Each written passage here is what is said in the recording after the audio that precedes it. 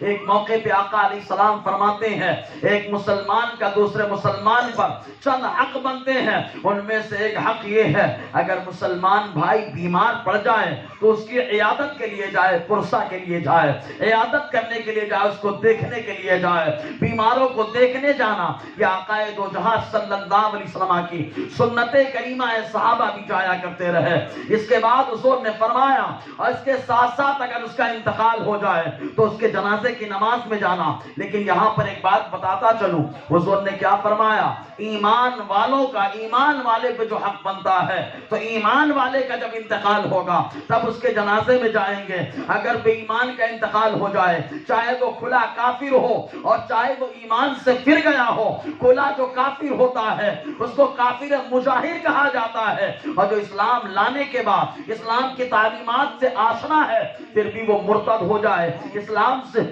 پھر جائے، اس کے ساتھ سختی کا برتاؤ اسلام نے کرنے کا حکم دیا۔ تو جو بھی کافر ہوں ان کافروں کے ساتھ جنازے میں شامل نہیں ہونا۔ آپ ذرا سوچیں، کوئی کھڑا ہو جائے کہے مولانا اگر کوئی کافر مسلمان ہے، ٹوپی لگانے والا ہے، نمازیں پڑھنے والا ہے، داڑھی رکھنے والا ہے، کیا وہ بھی کافر ہوتا ہے؟ تو ہم کہیں کہ تمہیں نہیں معلوم، آؤ ذرا ابو بکر صدیق کے دور میں چلتے ہیں، یا ابو بکر صدیق رضی اللہ تعالیٰ عنہ کا دور خلافت ہے، ابھی آغاز ہے، چنانچہ آپ نے خلافت کے معاملے کو سنبھالا، اور سنبھالنے کے بعد ابو بکر صدیق رضی اللہ تعالیٰ عنہ نے دو لوگوں سے مقابلہ کیا۔ پہلا جن سے مقابلہ ہوا تھا وہ لوگ تھے جنہوں نے زکوٰۃ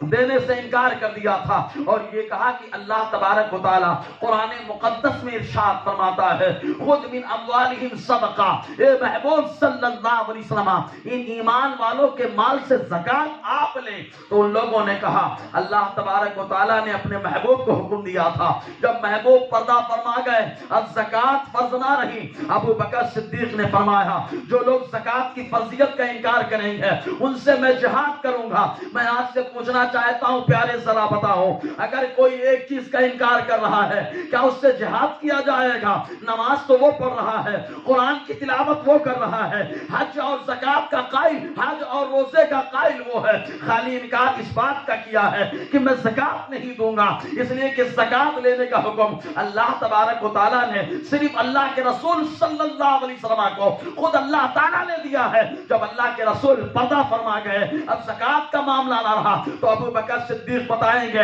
تم اپنی کسوٹی اپنے گھر میں رکھو، ہمارے پاس وہ کسوٹی ہے جو میرے مصطفیٰ نے عطا فرمائی ہے۔ مصطفیٰ جان رحمت صلی اللہ علیہ وسلم نے ذہن دیا اگر انسان اسلام کے سارے معاملات کو تسلیم کرتا ہے لیکن اگر کسی ایک کا انکار کر دے گا تو اس ایک کے انکار کرنے کی وجہ سے وہ بندہ اسلام سے نکل جائے گا، اگرچہ وہ داڑھی رکھتا ہے، اگرچہ وہ نماز پڑھتا ہے، اگرچہ وہ اسلامی لباس رکھتا پہنتا ہے، پھر بھی اس سے جہاد کا ذہن ابو بکر صدیق رضی اللہ تعالیٰ عنہ نے دیا۔ معلوم ہے ابو بکر نے جب کہا کہ زکوٰۃ کے انکار کرنے والوں سے میں جہاد کروں گا تو سب سے پہلے ابو بکر صدیق کی بارگاہ میں حضرت عمر آئے تھے۔ حضرت عمر نے کہا تھا اے ابو بکر صدیق رضی اللہ تعالیٰ عنہ، اے خلیفۃ الرسول، یہ بتائیں آپ کیسے ان سے جہاد کریں گے؟ یہ نماز بھی پڑھتے ہیں، کیسے آپ ان سے جہاد کریں گے؟ یہ کلمہ بھی پڑھتے ہیں، کیسے آپ ان سے جہاد کریں گے؟ ارے قرآن کی آیتوں کی تلاوت بھی کرتے ہیں، آپ کیسے ان سے جہاد کریں گے؟ یہ تو شریعت کے سارے معاملات کو تسلیم کرتے ہیں، خالی ایک کا انکار کر رہے ہیں، زکوٰۃ کا۔ ابو بکر صدیق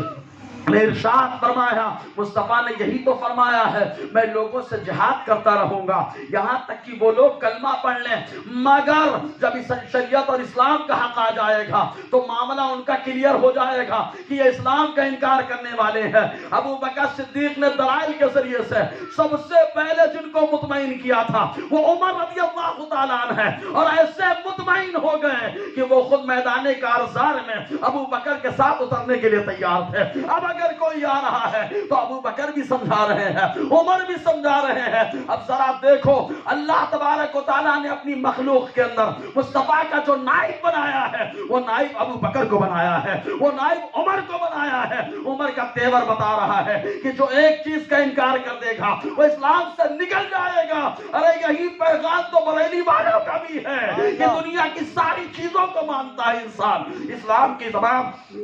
شرائط کو تسلیم کرتا ہے لیکن ایک چیز کا انکار کرے گا. ابو بکر کا فتویٰ ہے کہ وہ اس سے جہاد کیا جائے گا, عمر کا فتویٰ ہے جہاد کیا جائے گا, صحابہ کا فتویٰ ہے جہاد کیا جائے گا. لیکن چونکہ یہ جمہوری ملک ہے اس لیے حضرت عمر رضی اللہ تعالیٰ عنہ کے تیور, حضرت ابو بکر صدیق کے تیور کی ترجمانی کرتے ہوئے آلات یہی فرماتے ہیں فَلَا تَقْعُدْ بَعْدَ الذِّكْرِ مَعَ الْقَوْمِ الظَّالِمِينَ, پہلے ان کو نصیحت کرو, اگر نصیحت کو تسلیم کر لے فَبِهَا, ورنہ ان کے ساتھ بیٹھنا بند کر دیا جائے گا, حقہ پانی بند کر دیا جائے گا. تو بتانا مقصد یہ ہے کہ جو مرتد ہوگا اس کے جنازے کی نماز میں نہیں جانا ہے, چاہے داڑھی ٹوپی رکھنے والا ہو.